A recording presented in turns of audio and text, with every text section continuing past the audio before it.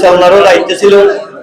আমি আপনাদের কাছে একটা অনুরোধ করব, ভাইয়ের জানতে অজান্তে চলার গতিতে যদি কখনো কোনো অবস্থায় আপনাদের মনে কোনো কষ্ট দিয়ে থাকে, আজকের এই বিদায়ের বেলায় নুরুল হুদা ভাইকে সকলে আল্লাহর রাস্তায় ক্ষমা করে দিন। কারণ আজকে আর ওনার ক্ষমা চাওয়ার কোন সুযোগ নেই। ওনার পক্ষ থেকে ওনাদের পরিবারের লোকেরাই ক্ষমা চাইতে হবে, অথবা হিতাকাঙ্ক্ষীরাই চাইতে হবে।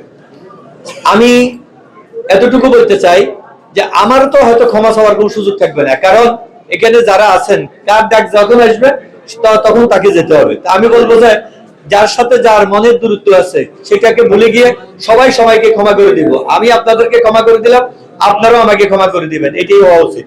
তাই সকলে দোয়া করি আল্লাহ পাক যেন নুরুল হুদা ভাইকে জান্নাতুল ফেরদৌস নসিব করেন এবং বেহেশতের সর্বোচ্চ মুকাম দান করেন। আমিন। আসসালামু আলাইকুম ওয়া রাহমাতুল্লাহি ওয়া বারাকাতুহু। আমাদের মসজিদের ইমাম সাহেব রফিকুল্লাহ সাহেব। আসসালামু আলাইকুম। আমি মরহুম নুরুল হুদার ছোট ছেলে। আমার বাবা এই এলাকারই সন্তান, দীর্ঘদিন আপনাদের সাথে চলাফেরা করছে। বাবার চলাফেরা কালে যদি কোনো বেয়াদবি বা কোনো ভুল ত্রুটি করে থাকে সবাই আব্বাকে মাফ করে দিবেন। সবাই মাফ করছেন তো?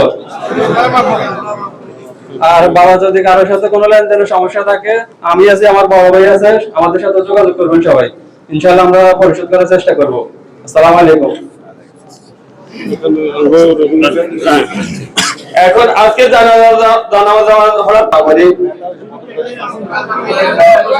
আমরা কাটা সেবা করি, কথা হবে শুরু হবে জানাজার নামাজ ফরজে কিফায়া সাইদ তাকবীরের সহিত এই ইমামের পিছনে এই মাইয়িতের জন্য দোয়া করতেছি কিবলার আল্লাহু আকবার। প্রথম তাকবীর করে সানা পড়বেন, দ্বিতীয় তাকবীর করে দুরূদ শরীফ, তৃতীয় তাকবীর করে দোয়া করবেন। আমরা কথা না বলি কাটা সোজা করে নিই। কাটা সোজা করা ওয়াজিব, কাটা সোজা করে নিই। কাটা হয় না, এখানে কাটা হয় নাই। সমস্যা নেই, সমস্যা নেই, আপনারা নিয়ে আসেন।